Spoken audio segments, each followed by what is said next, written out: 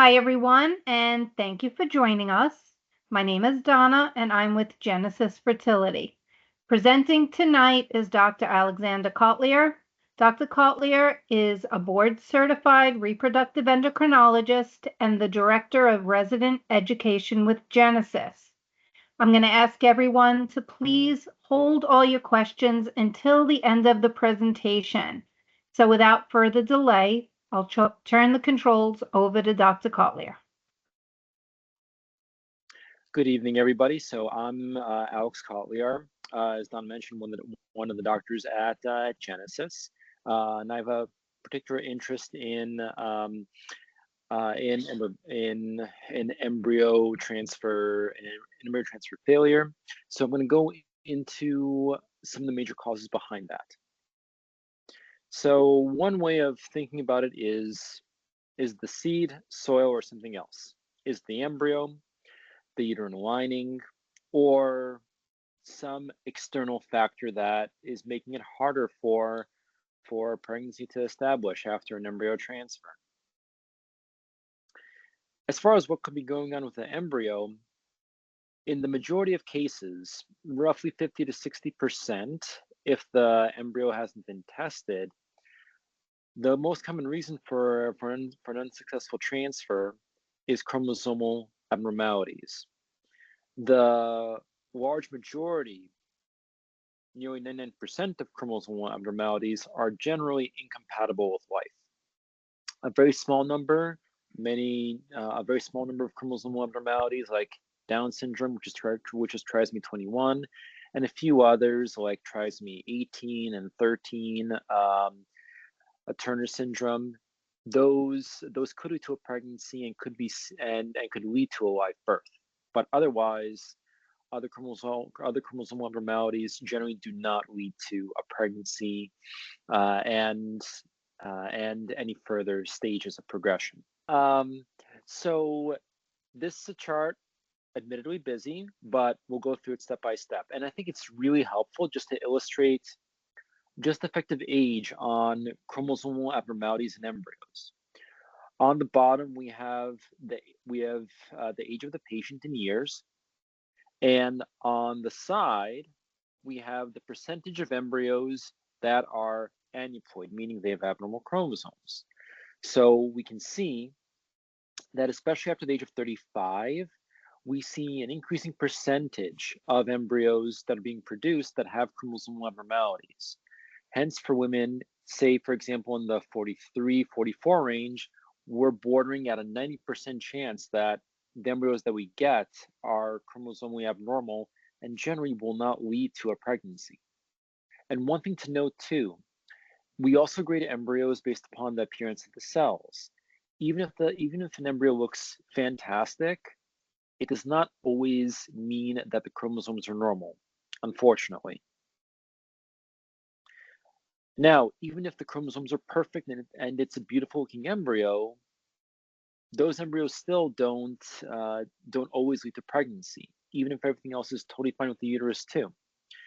And that's because there are other factors in the embryo, other parts of an embryo's cellular machinery that have to work properly, but we just don't know exactly uh, what in what way they should work and how to test for it, more importantly. One area that's very hot in terms of research is looking at embryo mitochondria, which help supply energy for an embryo. And even if an embryo's chromosomes are normal, if it's not producing the molecules needed to power its metabolism, its energy, it's also not going to survive.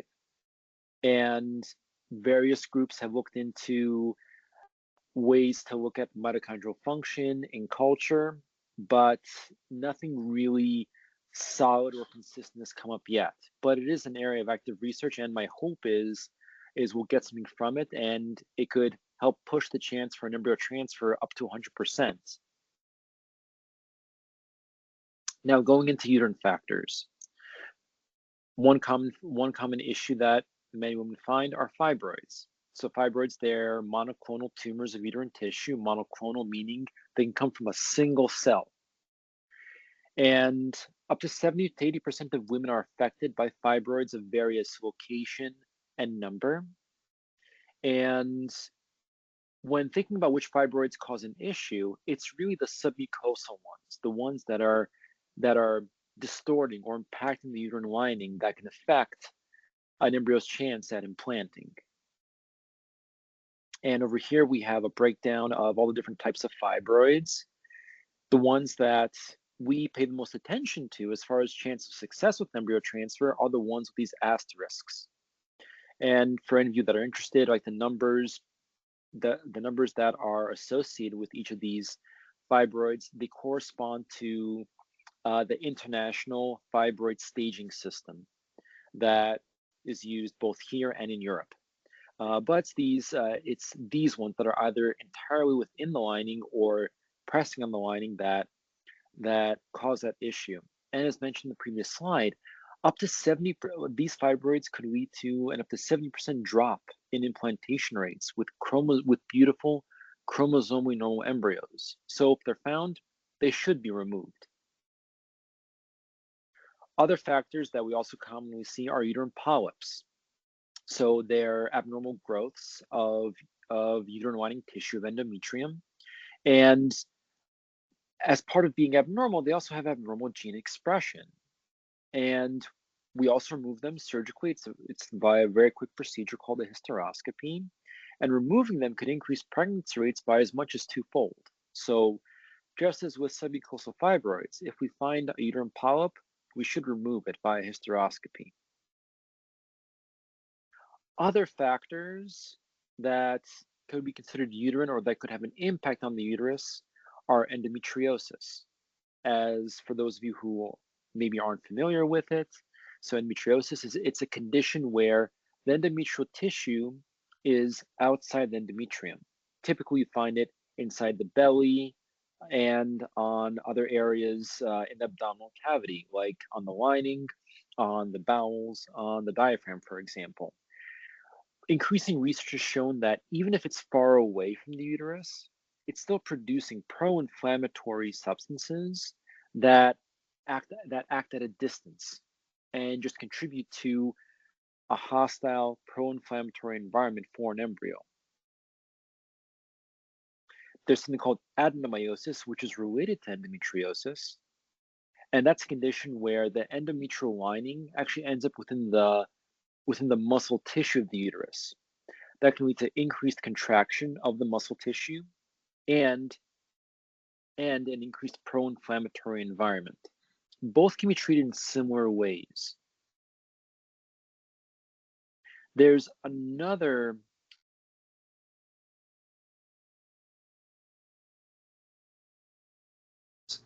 It's thought it manifests also as the form of a pro-inflammatory environment, but due to a suspected occult infection, the exact bacteria that lead to it vary, and if it's detected, then pardon me. And then if it's detected, most women get treated with antibiotics for a couple of weeks. Now, one important note needs to be made as far as recurrent implantation failure. So we define that as 3 or more unsuccessful embryo transfers of chromosomally normal embryos when everything else is totally normal too. And why do we define it as that? Because to define our threshold for something to be very abnormal or really out of the norm, we look at the bell curve, where something else could be going on and it's just very, very unusual. And hence, perhaps further investigation should be done.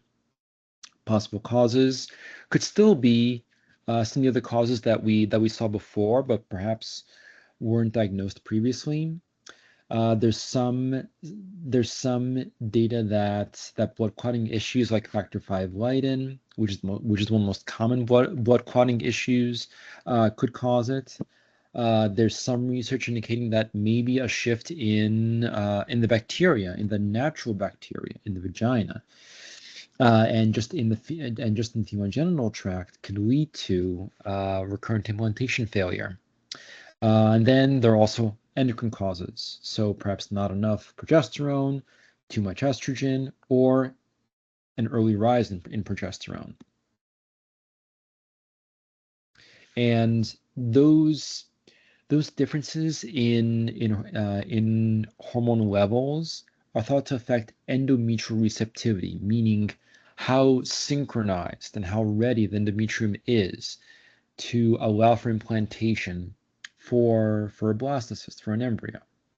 And this also touches on the merits, or I should say lack thereof, of the ERA test. Many of you have heard of it, and it's very controversial at this point. I'm just going to take a minute just to give you some background about it because it's a very well marketed test. The ERA stands for endometrial receptivity assay. The goal of it is to know if when you're ready for a transfer, if the uterus is producing the right genes, is behaving in the right way to accept an embryo. And the initial studies were indicating that maybe it's helpful, but way more recent studies and even bigger analyses have shown that it doesn't seem to make a difference. If when a patient asks me whether she should do the ERA test, I tell them that would it give us information? Yes. Do I have any evidence that it could change outcome? No. Does it have any major risk? I would say no, aside from the cost of the test. So while I don't go out of my way to recommend it to patients, is there anything bad with wanting to do it? No. And if the test comes back and states that the prior embryo transfer protocol was appropriate and the timing of the progesterone was appropriate, then that just reinforces that you're on the right path of embryo transfer success. I just want to make a note about reproductive immunology. So many of you may have also heard that the immune system may have this antagonistic or enemy-like behavior to an embryo. That's a gross simplification, and I think really doesn't do justice to one, the immune system, but also the very delicate and crucial interplay of the immune system, the embryo, and the uterine lining. This figure that I'm showing, it's from a really great review written by some of the people from where I was at before I was at Genesis. That was Yale University, and it just depicts how when an embryo establishes itself and implants, it's interacting with a whole family of immune cells. In fact, newer research has shown that if these immune cells are not working properly or are missing, you won't get implantation. So it's really important not to think of the immune system as this monolithic, as this big boogeyman that just kills off embryos. Absolutely not. It's in many ways a friend of the embryo. And if it's not there, the embryo often doesn't have a chance to establish itself and to implant. And what this also means is that whenever you hear about treatments for immunological abnormalities, it's really important to be very careful with them because there isn't a lot of research supporting them. And in addition, and I'll focus on the very last point in this slide, the very last line is a direct quote or takes quotes from a consensus opinion stating that a lot of these treatments for these immunological abnormalities that typically just suppress the immune system and are really blunt, they lack biological rationale and evidence of clinical benefit.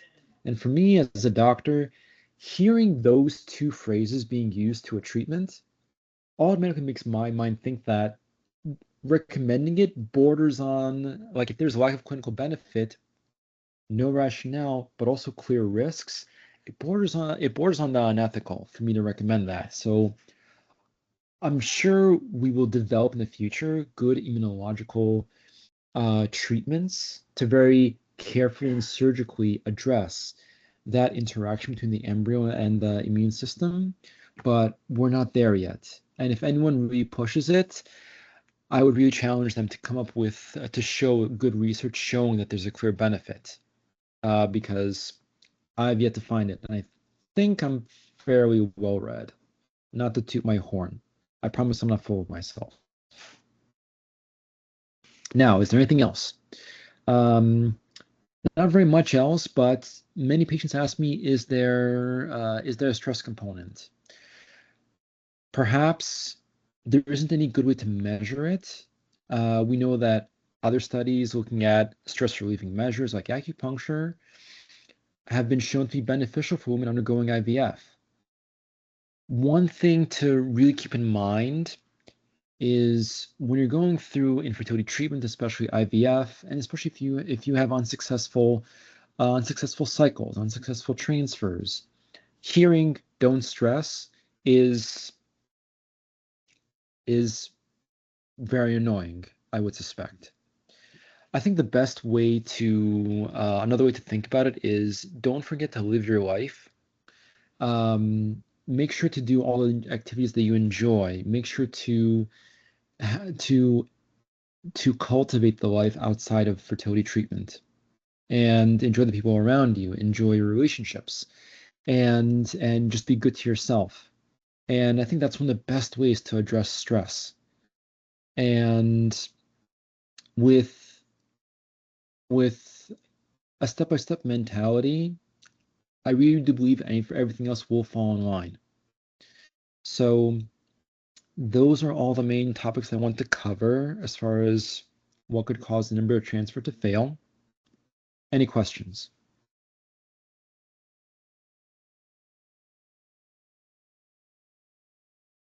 I think from a peace of mind standpoint and just stress relief standpoint, if you have a result that tells you should change, but you don't do it, then that leads to more questions in your mind, and just is very bothersome. So if I had a patient who wanted an ERA done and it said like, well, we should change the protocol, I would change the protocol 100%. For the very least, that it's for her peace of mind that she would benefit.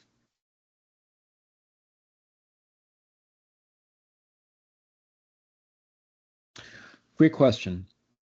So in general, for any woman, for anyone undergoing an embryo transfer, they should get a saline sonogram, or if there's a reason for it, a hysteroscopy, just a good uterine evaluation, just to make sure there isn't any cavity distortion, there's any scar tissue or polyps inside the uterus. And that's the initial uterine evaluation that I would do, because the embryo is already tested. Then we've already done the embryo evaluation. And then any other testing really depends upon the patient's history. Every person's situation is different. Say if that same patient, uterus looks great, embryos look great, but then she says like, wow, well, I have really painful periods, and not just painful periods, but I have pain in between periods. And that raised the question in my mind, well, could this patient have endometriosis? And I would have a frank conversation with that patient about doing a diagnostic laparoscopy, taking a look inside and seeing if she does have endometriosis. Because if she does, then there is good evidence that really she should be treated for the endometriosis for a couple of months before even putting those embryos back in. So aside from the usual uterine evaluation, and the embryos being good, everything else depends upon what's going on in their history.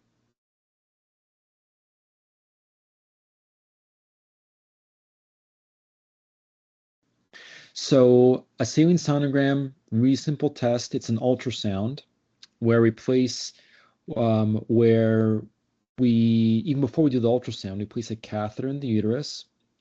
We put a little bit of fluid inside, just salt water, and that helps open up the inside of the uterus a little bit. Then we do an ultrasound, and we can take a look to see if there are polyps or fibroids pushing on the cavity, or even bands of scar tissue. Really simple, relatively not too uncomfortable, and most patients don't have any big issues with it. And it takes like 3 to 4 minutes. Hysteroscopy is more involved in thorough evaluation where the patient either gets local or general anesthesia. We put a camera inside the uterus, and then we take a look inside. Also, once we place the camera, it takes about anywhere from 3 to 10 minutes to take a look inside the uterus. Now, a laparoscopy, if you hear lap, that automatically refers to the belly. That's where we make a little incision into the belly button, put a camera inside the belly, then we take a look around. And that, of course, requires general anesthesia.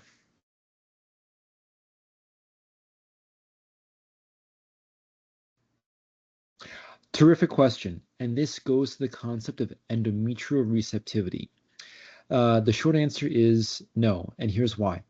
So embryos only exist in a post-ovulatory, high progesterone environment. So if naturally an embryo only forms about like half a day or a day after ovulation, that embryo actually forms inside the tube. So by the time it grows, gets through the tube, then lands in the uterus, it's really about day 5 of development, and that's when it's meant to implant. And while the embryo is forming and traveling through the tube, the uterus is developing in that high progesterone environment. So if you were to put an embryo in right after ovulation or during ovulation, the uterus just hasn't experienced enough progesterone and hasn't undergone the cellular changes needed to fully support an embryo implanting. So bottom line, you need to synchronize the two and make sure that basically the number of days the embryo has developed corresponds roughly to the number of days that the lining has been treated with progesterone, roughly speaking.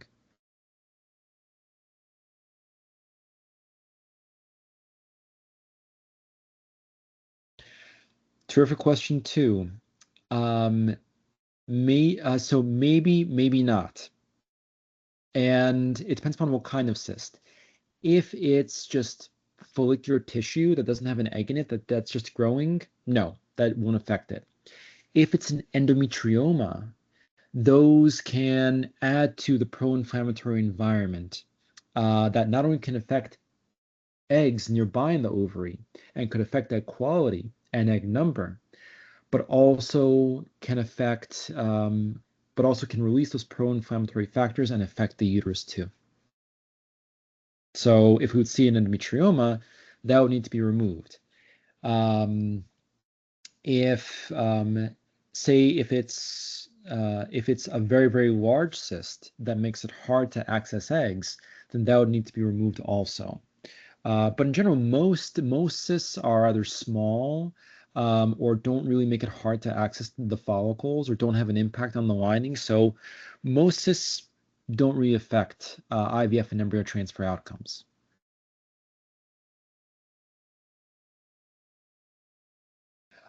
So very good point. I think in general, there are more studies showing that it's beneficial. And for any patient that asks me if they should do it, I always recommend that they do it at the very least, just for the stress management benefit. And the other way to think about it is, well, what are the risks benefits? Benefits, there could be some. Risks, as far as just general health and the success of the cycle, really none. I've never heard of acupuncture hurting an IVF cycle. So I generally recommend it. So in each study that's recommended it, they've used different protocols. Really, if they start doing it, either if they start doing it shortly after starting the embryo transfer cycle, and possibly do it with more frequency around the time of embryo transfer, that's what I've seen with more consistency. If patients start acupuncture beforehand, will that have any added benefit? The research isn't clear, but at the very least, like around the time of embryo transfer. That's the definite that I can say.